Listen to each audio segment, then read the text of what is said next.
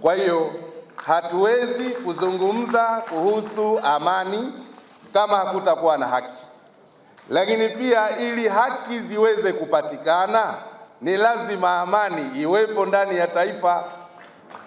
Kwa hiyo amani ni jamvi la kuelekea upatikanaji wa haki, na haki nayo ni jamvi kuelekea upatikanaji wa amani.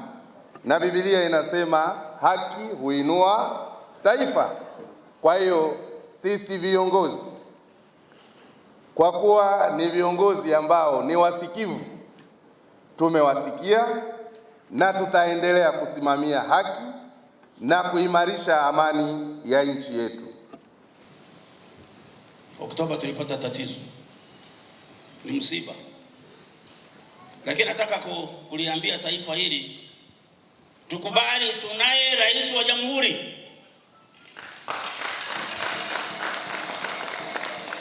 na tuna rais 10. Tunaye rais huyu ametuundia tume itusaidie kujua yaliyotokea. Tukubali. Na leo nimesikia imeomba mpaka mwezi wa 4.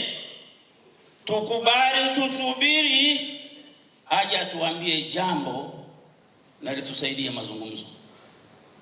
Ukimua mwanadamu asiye na hatia eti kwa sababu tu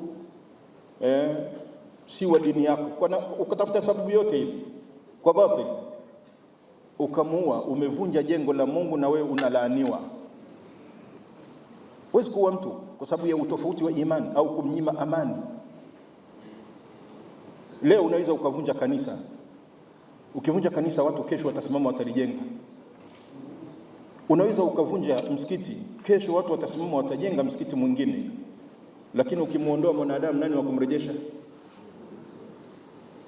Maridhiano ya kitaifa na amani ndiyo msingi na hitajio la Watanzania, tusiyumbishwe.